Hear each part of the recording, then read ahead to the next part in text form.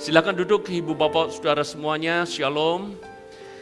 Di bulan Agustus ini kita akan belajar bersama-sama tentang satu tema di sepanjang bulan ini, yaitu pekerjaanku, pelayananku. Artinya bahwa sepanjang bulan ini kita akan belajar tentang bagaimana orang Kristen seharusnya berada di dunia kerja. Bagaimana orang Kristen memandang sebuah pekerjaan. Dan bagaimana orang Kristen mengerti, memahami bahwa Tuhan punya tujuan yang besar di dalam hidupnya, termasuk di dalam pekerjaan. Dan seringkali ada sebuah dikotomi atau pemisahan, seolah-olah kalau di dunia kerja itu beda dengan di gereja. Seolah-olah kita menjadi orang yang berbeda ketika kita berada di tempat kerja maupun kita berada di gereja. Padahal inilah yang Tuhan mau, dimanapun Tuhan tempatkan, kita menjadi pribadi yang utuh dan sama. Amin.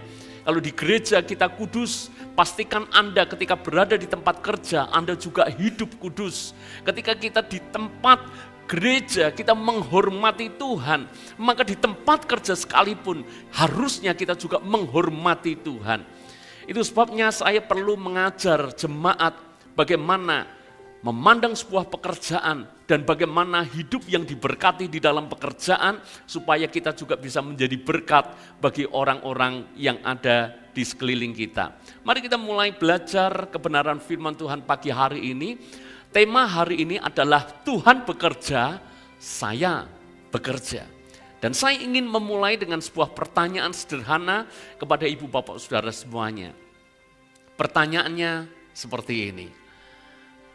Seandainya jika kekayaan Anda tidak akan habis dimakan 7 turunan, apakah Anda akan meminta anak Anda untuk bekerja? Siapa di sini yang kekayaannya tidak akan habis dimakan 7 turunan? Boleh angkat tangannya? 6 turunan? 5 turunan, 2 tanjakan? Sekarang berandai-andai saja. Seandainya Anda memang orang yang benar-benar sangat kaya.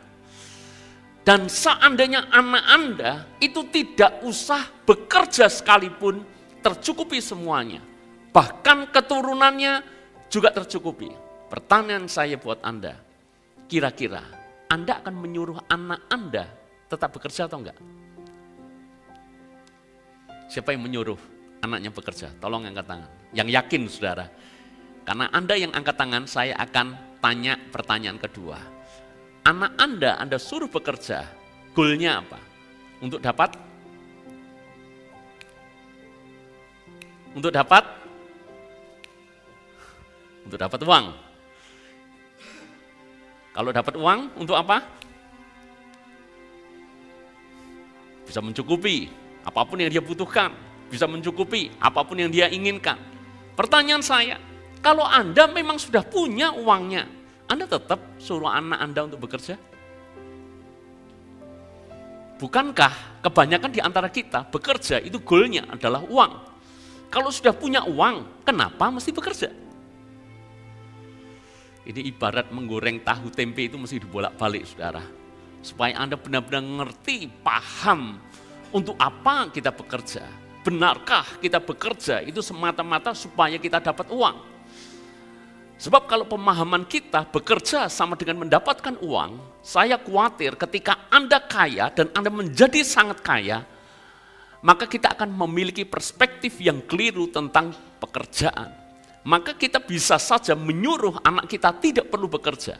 Kekayaan papa, kekayaan mama tidak akan pernah habis dimakan sampai 7 turunan.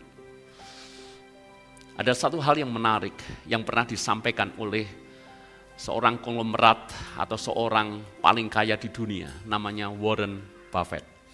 Warren Buffett itu pernah berkata seperti ini ketika ditanya seorang wartawan, bagaimana Anda mengajarkan tentang dunia kerja kepada anak-anakmu? Dan Warren Buffett menceritakan bahwa dia berkata, saya memilih menyumbangkan sebagian besar atau bahkan mayoritas daripada kekayaan saya untuk sesuatu yang bersifat kemanusiaan.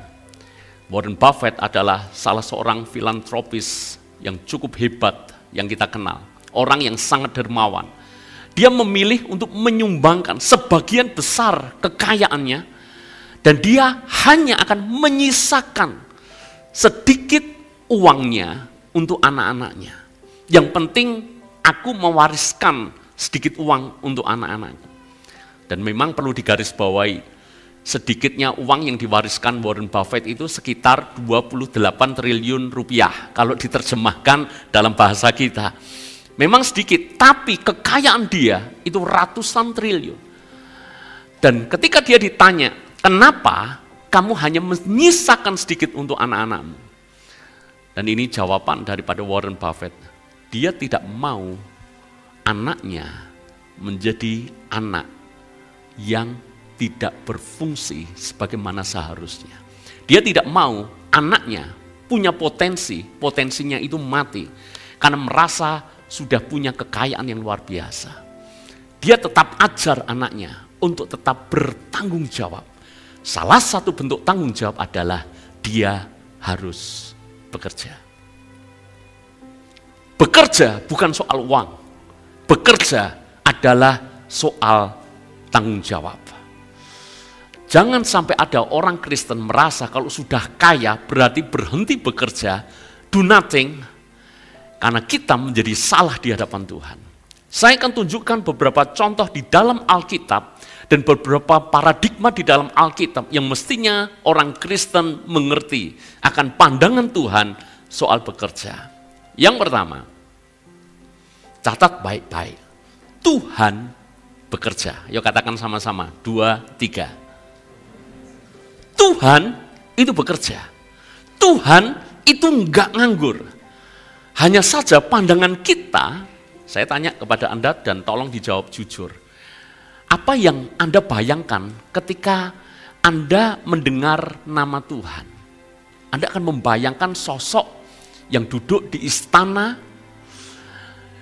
sementara ada begitu banyak malaikat menyembah, dan sepanjang waktu dari kekekalan sampai kekekalan, Tuhan itu hanya duduk di istananya dan menerima penyembahan daripada malaikat-malaikatnya. Menerima penyembahan dari kita manusia.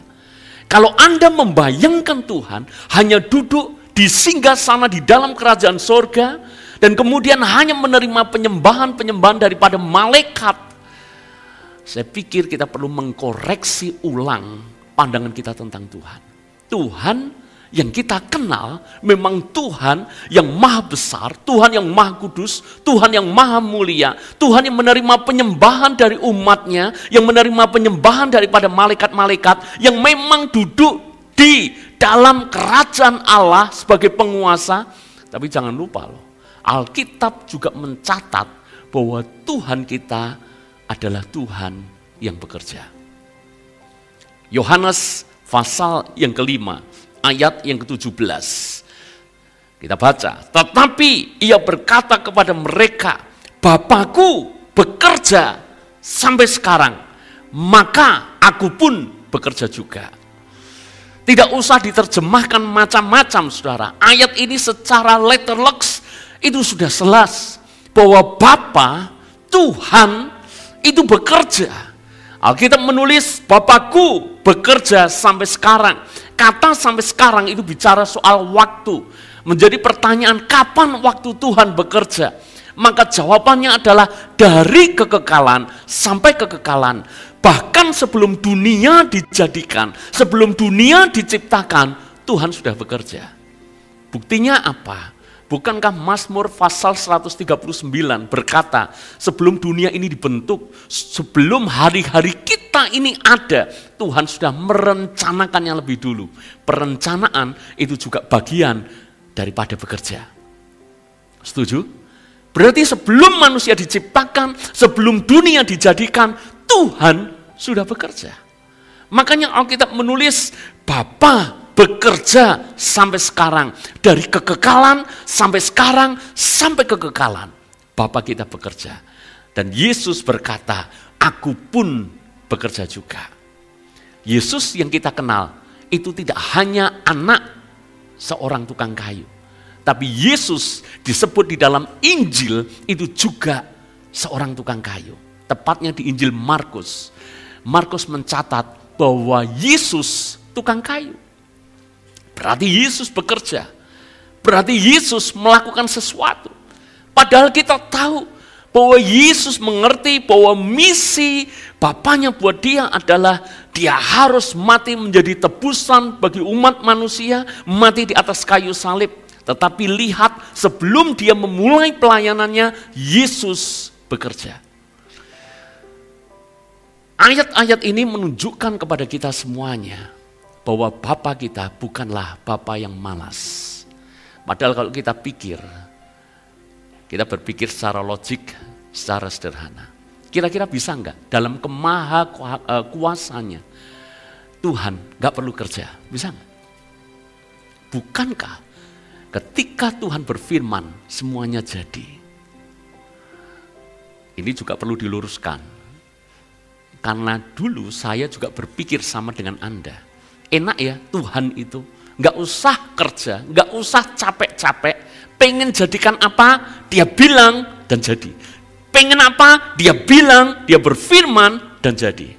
Jadi Tuhan itu malas, cuma dia ngomong semuanya jadi. Siapa berpikir seperti itu? Kita pikirnya seperti itu kan? Dulu saya juga mikirnya sama. Semua yang ada di dunia ini dibentuk hanya dengan dia bicara, dan jadi. Saya tunjukkan sebuah fakta yang cukup mengejutkan. Kalau kita belajar 2 studi kata tentang menciptakan. Salah satu pekerjaan Tuhan adalah menciptakan. Itu pekerjaan Tuhan. Dan yang menarik adalah ketika Tuhan mencipta, ada 2 kata yang dipakai. Kata yang dipakai pertama, saya sudah catatkan itu buat ibu bapak saudara. Kalau saudara join di grup WhatsApp gereja, setiap kali ibadah selesai, PowerPoint ini saya pasti share kepada Anda semuanya.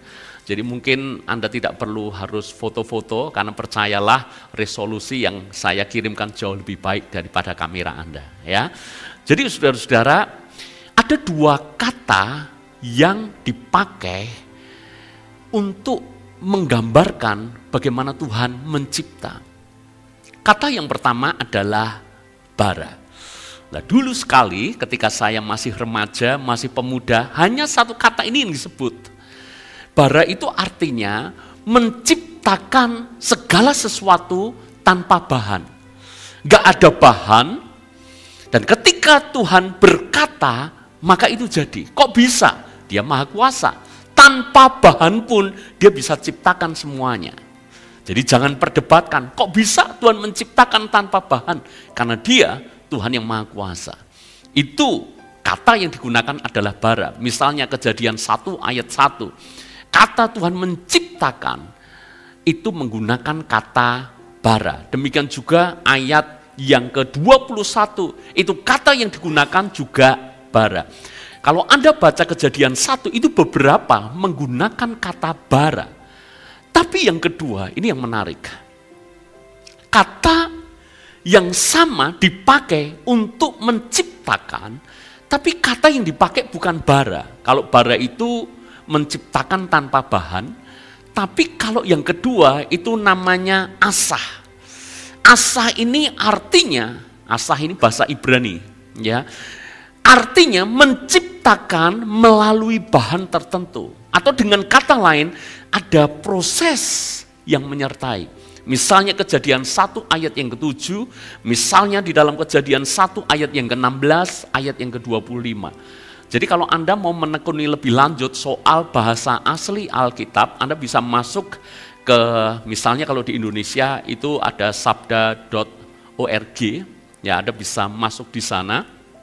Lalu kemudian Anda bisa lihat studi kata, itu ada kolom bagian kiri, Anda pencet, Anda masukkan ayatnya. Dan nanti saudara, di bagian kalimat per kalimat itu ada angka yang bisa Anda klik. Dan di situ akan muncul bahasa aslinya apa, terjemahannya apa. Kembali kepada teks ini, ternyata Tuhan ketika mencipta itu juga memakai kata asah. Yang artinya ada proses. Yang artinya bahannya ada, tapi dibentuk, tapi diproses. Butuh effort. Jadi tidak hanya sekedar Tuhan berkata dan dia diam semuanya jadi. Karena ada waktunya Tuhan benar-benar berproses.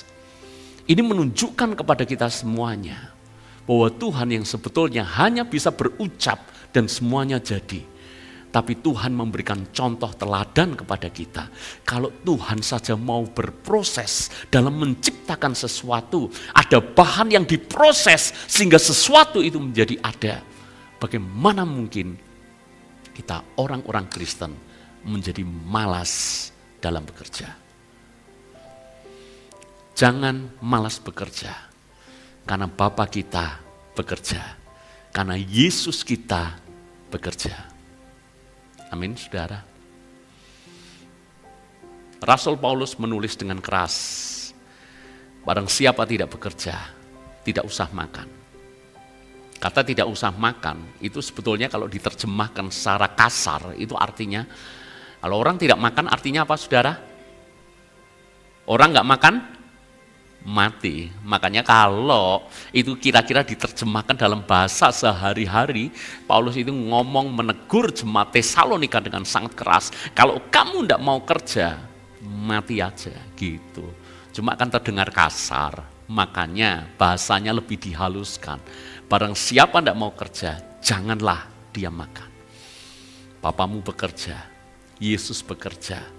Rasul Paulus sibuknya kayak apa? Dia tetap bekerja. Tujuan dia bekerja adalah supaya dia tidak membebani jemaat. Sekalipun memang Paulus dalam pelayanan juga menerima persembahan dari jemaat, tetapi kalau dia punya waktu untuk membuat tenda, dia punya waktu untuk bekerja, dia tetap bekerja. Ya tentu saja saudara, konteks ini tidak bisa diterapkan kepada seluruh pendeta, kepada seluruh hamba Tuhan. Tiap orang punya panggilannya masing-masing. Dan kebetulan kami juga bekerja. Bahkan sebelum saya menjadi gembala, saya sudah bekerja. Sampai sekarang kami juga bekerja. Dan ketika menerima panggilan Tuhan, saya merasa untuk saat ini saya masih tetap harus bekerja. Dan saya tetap melayani saudara. Hanya perlu bagaimana memanage waktu dengan baik. Tapi poinnya adalah seperti ini, bahwa kita semuanya tidak boleh malas. Kita semuanya harus bekerja. Amin. Yang kedua, kalau Tuhan bekerja, maka saya atau kita harus bekerja. Di dalam Kejadian pasal yang kedua ayat yang ke-15, Alkitab menulis seperti ini. Tuhan Allah mengambil manusia itu dan menempatkannya dalam Taman Eden untuk mengusahakan dan memelihara taman. Catat baik-baik, ketika Tuhan menempatkan di Taman Eden, itu ada tujuan tertentu. Memang sudah tumbuh segala jenis buah, segala jenis pohon-pohonan, yang mana manusia bisa makan, bisa hidup. Tapi Tuhan memberikan perintah, bahwa perintahnya jelas harus memelihara, harus mengusahakan. Ini bicara soal manusia harus kerja. Bahkan sebelum manusia jatuh dalam dosa, manusia harus kerja. Sekali lagi, seringkali juga terjadi salah kaprah. Seolah-olah manusia itu kerja setelah manusia jatuh dalam dosa. Enggak, sebelum manusia jatuh dalam dosa, Tuhan sudah menyuruhnya untuk bekerja. Nah, mungkin menjadi pertanyaan, bedanya apa? Kalau semuanya bekerja, bedanya hasilnya. Sebelum manusia jatuh dalam dosa, dia bekerja sesuai porsinya, sesuai prosesnya, hasilnya luar biasa. Tetapi begitu manusia jatuh dalam dosa, dia harus berpeluh, prosesnya berjauh-jauh berkali lipat beratnya. Itu yang membedakan, saudara. Tapi semuanya sama, bahwa manusia bekerja. Harus memelihara dan harus mengusahakan taman. Dan kita pikir pekerjaan Adam itu mudah. Salah satu pekerjaan Adam apa? Dia diminta untuk memberi nama semua binatang. Enak enggak, saudara? Gampang enggak? Coba pikirkan, memberi nama semua binatang, itu bukan hal yang mudah loh. Sebab ada begitu banyak spesies, ada ratusan bahkan ribuan spesies. Kasih nama ribuan spesies, itu bukan pekerjaan yang mudah. Adam melakukannya, Adam mengusahakannya. Dia mengusahakan taman itu dengan baik dan seterusnya. Itu menunjukkan bahwa Tuhan mau kita semuanya bekerja. Tuhan tidak akan pernah memberkati orang malas. Bolehkah saya garis bawahi sekali lagi, Anda dan saya perlu catat, Tuhan tidak akan pernah berkati orang malas. Karena itu beda identitas dengan Dia. Karena Tuhan kita rajin, Tuhan kita bekerja. Tuhan tidak akan pernah berkati orang yang malas bekerja. Karena beda, frekuensinya beda, nggak bisa, nggak nyambung. Emak-emak, termasuk mama saya pulang dengan peras tidak bekerja, saya berarti saja itu pengecualian. Dan Anda tetap bisa berkarya. Jadi berkat buat anakmu, jadi berkat buat cucumu, jadi berkat buat saudara seiman yang lain. Dan saya bersyukur ini jemaat yang sudah usianya emas, di atas emas. Ini mama saya satu kelompok ini, wow, kompak, semangat. Masuk ke ruang ibadah pun harus bersama-sama saudara. Jadi saling menunggu di depan. Jadi kalau ini mamanya Chandra datang, kemudian Bu Hargiat mau datang, kemudian yang lain sudah ngumpul semuanya, baru kemudian ayo jalan bareng-bareng gitu. Ya, saya sangat senang itu memberkatinya. Kita berharap Tuhan memberkati, tapi kita tidak pernah menabur. Kita berharap Tuhan memberkati, tapi kita nggak pernah mengolah. Bagaimana mungkin tanaman bisa tumbuh dengan sendirinya kalau tidak ada yang ditabur? Kalau tidak ada yang dikelola? Kalau tidak diusahakan? Bagaimana mungkin bisa? Saya tanya, Tuhan akan mencurahkan hujan. Tiap hari dikasih hujan. Tapi kalau Anda dan saya tidak pernah menabur, tidak pernah mengelola, bisa muncul dengan sendirinya enggak? Anda bisa mulai menangkap sesuatu? Amin, saudara? Kalau doa kita, Tuhan berkati. Tuhan memberkati engkau di kota, Tuhan memberkati engkau di ladang. Bekerjalah, Tuhan akan memberkati engkau. Tuhan akan memberikan hujan, maka taburlah, kelolalah. Dirawat, dijaga, pada waktunya kita pasti akan menuai. Tuhan akan membuka perbendaharaannya. Kira-kira kalau mau menghitung perbendaharaan Tuhan, Anda tidak akan pernah sanggup. Terlalu besar, terlalu banyak. Begitu Tuhan buka tingkap langit, perbendaharaan dibuka, dilepaskan buat kita. Pasti jadi berkat. Tapi hanya bagi orang-orang yang ngerti rahasia ini. Bagi orang-orang yang menabur, dia akan menuai. Sungguh tidak adil, kita berharap Tuhan memberkati dan membuka perbendaharaannya. Tapi kita tidak pernah menabur, kita tidak pernah lakukan apa-apa. Tidak pernah merawat, tidak pernah menjaga. Tuhan memberkati kita di ladang. Kalau kita tidak pernah di ladang, bagaimana mungkin kita berharap Tuhan bisa memberkati kita. Lanjut, baca di dalam ayat yang ke-13. Tuhan akan mengangkat engkau menjadi kepala dan bukan untuk menjadi ekor. Tuhan mengangkat jadi apa? Tuhan mengangkat jadi apa? Kepala dan bukan ekor. Pertanyaan saya, Anda lebih suka kepala atau ekor? Siapa yang suka makan buntut ikan? Atau Anda pilih kepala ikan? Setahu saya, saudara, rumah makan itu adanya kepala ikan. Kepala ikan Mas Agus, Mas Bambang, Mas Edi, Mas siapalah. Kepala ikan, kan tidak ada ya rumah makan. Buntut ikan. Sop buntut beda, saudara. Dagingnya banyak. Tapi maksud saya ajukan pertanyaan buat saudara. Kepala atau ekor? Saya yakin Anda pilih kepala dan bukan ekor. dalam kehidupan sehari-hari, dalam pekerjaanmu, pilih jadi kepala atau jadi ekor? Jadi kepala.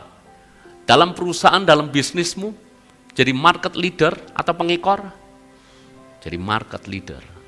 Semuanya ingin jadi kepala. Tapi pertanyaan saya, kalau Tuhan menjanjikan engkau akan jadi kepala dan bukan ekor, pertanyaan saya, itu kira-kira jadi dengan sendirinya atau ada proses yang menyertai? Jadi kepala itu ujuk-ujuk gak? You know ujuk-ujuk? Ujuk-ujuk itu kalau dalam bahasa Sri Mulat emak jegagi. Tahu-tahu nongol, tahu-tahu jadi kepala. Nggak ada orang tiba-tiba jadi kepala, nggak ada orang tiba-tiba jadi pemimpin. Bahkan kalaupun ada pemimpin karena warisan, nggak akan bertahan lama. Jadi kalau mau jadi kepala dan bukan ekor, kita harus kerjakan bagian kita. Bagian kita apa? Anda tahu, untuk menjadi kepala, Yesus berkata, barang siapa di antaramu ingin menjadi yang terutama, dia harus melayani. Dia harus menjadi hamba bagi sesamanya. Berarti ini bicara soal karakter. Kalau Anda ingin diberkati Tuhan menjadi kepala, menjadi pemimpin, coba tanya kepada dirimu ketika Anda bekerja, apakah Anda sudah punya karakter yang baik? Apakah Anda punya kerendahan hati?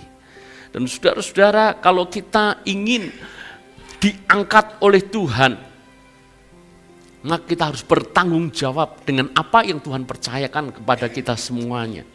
Sebelum Tuhan angkat kita, Tuhan akan sesuaikan dengan kapasitas kita. Jadi pemimpin itu enggak gampang. Jadi pemimpin itu enggak mudah. Ketika kita mau jadi pemimpin, tantangan yang di depan kita akan semakin besar, akan semakin berat. Kalau Anda ingin jadi pemimpin, Anda harus punya mental yang teguh, mental yang tangguh. Anda dan saya harus punya jiwa yang besar. Anda dan saya harus siap akan hal itu. Ketika kita berada di bawah dan ketika kita berada di atas, saya tanya, mana yang lebih berat? Di atas. Selalu seperti itu. Seringkali gini, ini yang enggak match. Kita minta diangkat Tuhan, tapi kita mintanya kemudahan. Kita minta dijadikan pemimpin dan bukan ekor, tapi kita mintanya enggak ada yang berat. Semuanya mulus. Enggak bisa. Makanya kalau ada doa berkat, engkau akan diberkati menjadi kepala dan bukan ekor. Langsung tanya kepada diri, apakah saya punya karakter yang kuat? Apakah saya punya jiwa yang besar? Dan apakah saya punya kecakapan untuk saya memimpin? Kan gitu. Amsal menulis, orang yang cakap, dia akan bersama dengan raja-raja. Kita cakap gak? Kalau kita nggak cakap tapi berharap jadi pemimpin, mana bisa? Kalau mau jadi pemimpin, harus cakap. Kalau mau cakap, harus belajar. Nah, saya ingin mengajak kita di tempat kerja, jadilah orang yang cakap, bekerja, jadi orang yang ahli. Amin, saudara. Yuk, satu lagi, ayat berikutnya. Ayat yang berapa? Ayat ini ya, sama ya. Coba garis bawahi bagian yang kedua. Saya bacakan buat saudara. Engkau akan tetap naik dan bukan turun. Kita suka naik dan bukan turun. Betul? Yang suka, sekali lagi boleh angkat tangan. Gaji mau naik, siapa yang suka? Tolong katakan amin. Gaji naik dan bukan turun. Omset naik dan bukan turun. Amin. Posisi naik dan bukan turun, amin. Gaji naik itu otomatis apa enggak?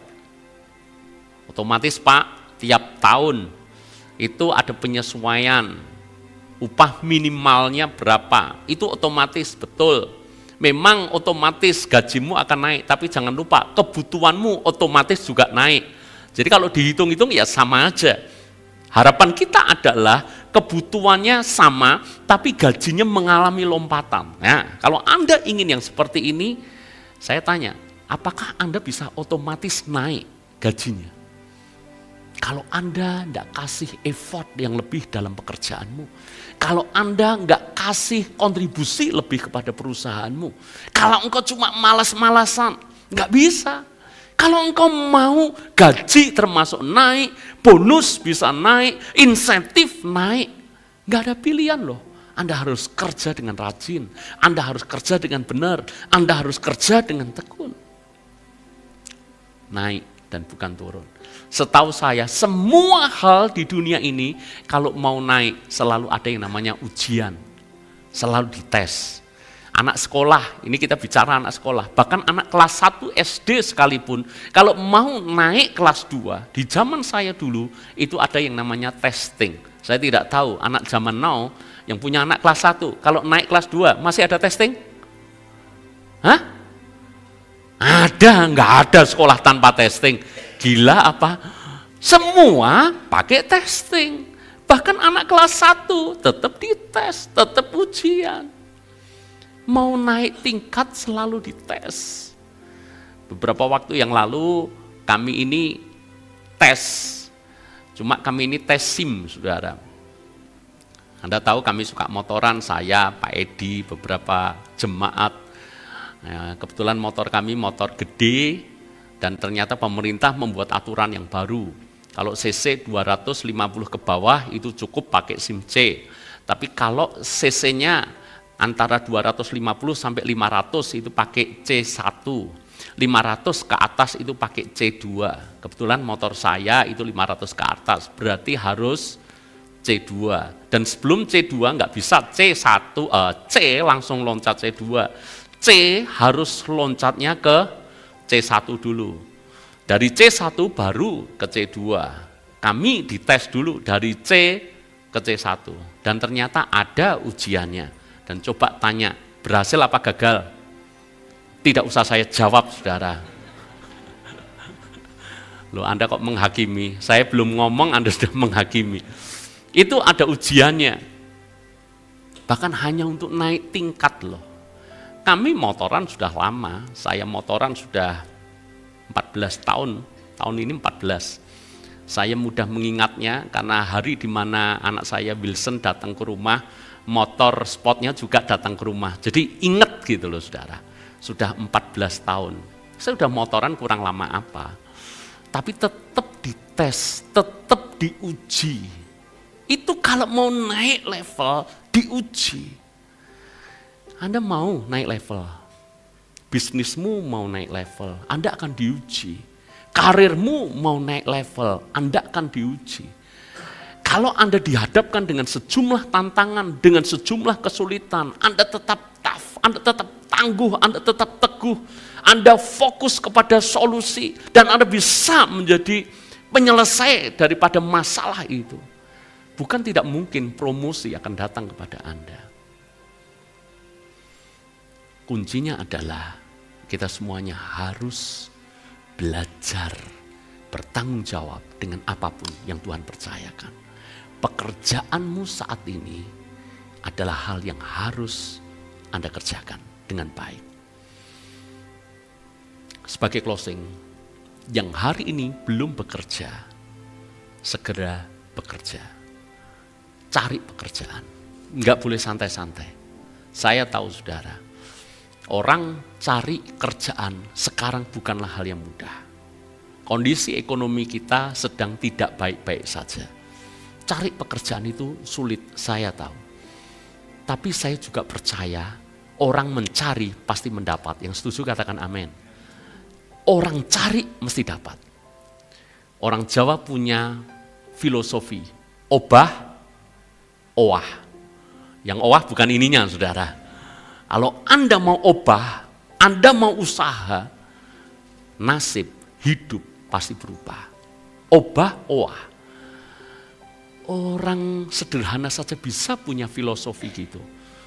Orang percaya kalau mau kerja, saya yakin ada kasih karunia Tuhan yang menyertai kita semuanya.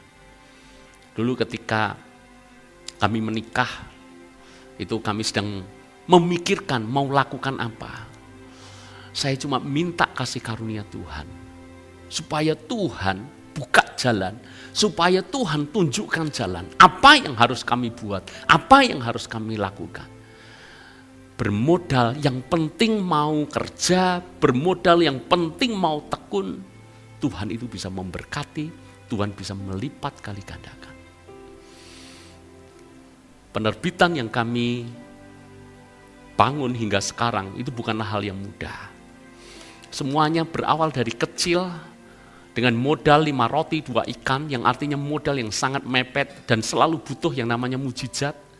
Tapi di saat kami mau kerja, Tuhan memberkati. Saya masih ingat ada satu motor yang selamanya tidak akan pernah saya jual. Motor itu ada di garasi rumah saya hingga sekarang. Motor itu bersejarah, karena waktu itu saya merasa keahlian saya cuma menulis. Ingat baik-baik ya, tangkap story daripada apa yang saya bagikan. Bisa saya waktu itu hanya menulis. Maka yang saya lakukan adalah, saya menulis renungan. Saya tulis sendiri, saya edit sendiri, saya desain sendiri. Lalu kemudian supaya hemat saudara, ya, saya buat produksi sendiri, nanti produksi prosesnya saya cerita. Saya jadi sales atau saya yang tawarkan sendiri, saya yang jadi keuangan sendiri. Bulan pertama itu tidak ada karyawan, cuma saya. Jadi praktis saya kerja semuanya sendiri. Bulan kedua ada satu teman yang mau bantu saya. Dan itu berjalan mungkin sekitar 4-5 bulan baru kemudian kami dapat karyawan berikutnya. Saya masih ingat saya nulis sendiri, desain sendiri, semuanya sendiri. Supaya hemat ini loh, kalau mentalitasnya mau rajin, Tuhan buka jalan. Dulu itu sebetulnya dengan mudah, saya nulis, saya taruh ke percetakan, langsung jadi buku, itu bisa. Tapi itu kan cost-nya besar.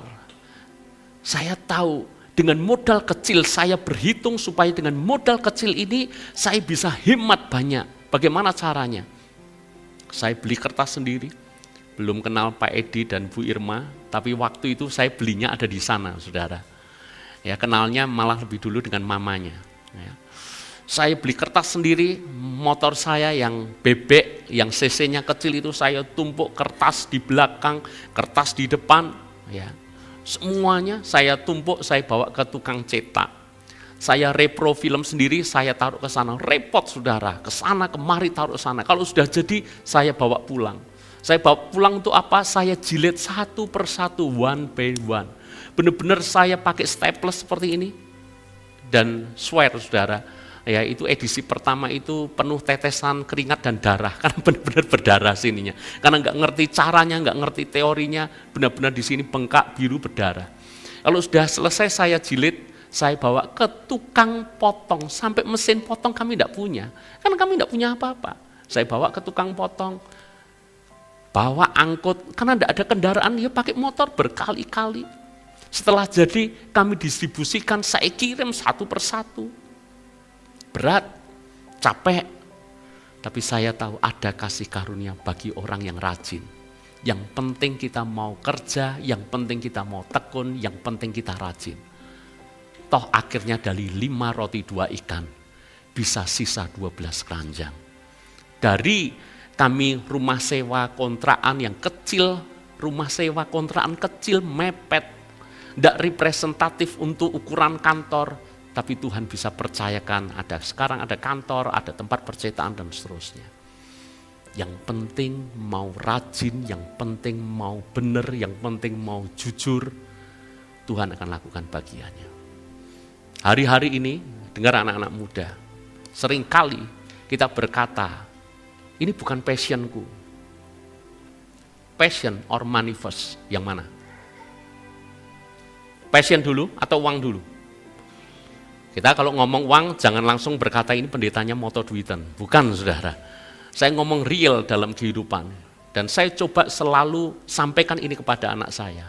Passion dulu atau uang dulu? Anda yang sedang bergumul soal pekerjaan. Banyak orang, termasuk anak muda, Gen Z sekarang, generasi milenial, mikirnya ini bukan passionku. Aku hanya mau kerja di bidang passionku. Saya kasih tahu saudara, ini yang sudah banyak makan asam garam. Minimal saya sudah 20-an tahun berada di dunia kerja. Passion itu belakangan. Anda harus cukupkan dirimu dulu. Apalagi Anda sudah menikah, Anda punya istri, Anda punya anak. Jangan ngomong ini bukan passionku. Cukupi dulu kebutuhan Anda. Besarkan dari apa yang mungkin Anda bahkan tidak suka. Tapi kalau Anda cukup setia dengan hal itu, nanti passion bisa mengikuti. Setuju? Jangan ini bukan passionku, Anda nggak mau lakukan kalau bukan passionnya Anda. Enggak. Kalau bicara soal passion, puji Tuhan, kalau bisa sih passion dan bidang yang kita lakukan itu sejalan. Puji Tuhan, termasuk saya, puji Tuhan. Saya menulis, saya suka, dan saya terlibat di penerbitan. Tapi misalnya bicara soal saya harus antar satu-satu, saya harus beli kertas, saya bawa ke sini, itu bukan passion saya. Panas-panas bukan passion saya. Berkeringat-keringat bukan passion saya. Tapi saya mau belajar setia dulu, nanti passion akan ngikuti. Jangan ngomong passion, kalau untuk hidup sendiri saja kita tidak bisa mencukupi. Itu namanya egois. Anak kekurangan, istri, keluarga, kelaparan, sementara bukan passionku. Itu konyol. Yusuf itu jadi budak. Saya tanya kepada saudara, itu passionnya Yusuf gak? Jadi budak passionnya Yusuf gak? Jelas enggak. Tapi lihat, dia lakukan dengan setia. Dia kerja dengan baik. Dia dipercaya. Sehingga akhirnya passionnya ngikuti. Daud dipercaya gembala yang 2-3 ekor. Itu passionnya? Bukan. Tapi karena dia setia dengan hal kecil, dia diberi tanggung jawab yang besar. Menggembalakan seluruh Israel.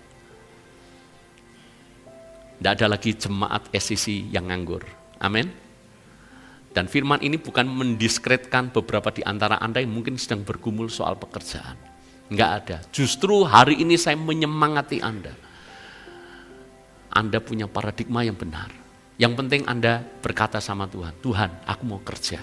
Aku mau nanti tekun. Aku mau rajin. Apapun yang sekarang ada di hadapanku. Percayalah. Kalau mungkin hari ini bukan passionmu, tidak selamanya Anda dalam keadaan seperti sekarang terus. Ada waktunya Tuhan akan buka jalan, Tuhan akan buka kesempatan. Dan nanti di atas semuanya itu Anda akan lihat, benar janji firman Tuhan digenapi. Bapa bekerja, Yesus bekerja, saya juga mau bekerja. Amin. Yuk bangkit berdiri bersama-sama.